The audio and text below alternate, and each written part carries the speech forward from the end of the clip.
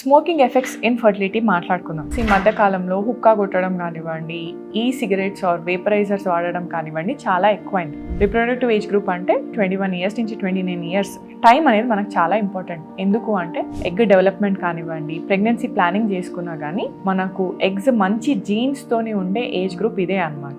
So ఈ age గ్రూప్లో smoking effects ఏమి ఉంటాయి? స్మోకింగ్ వల్ల మన ఎగ్ లాస్ అనేది యాక్సలరేటెడ్ అవుతుంది అనమాట.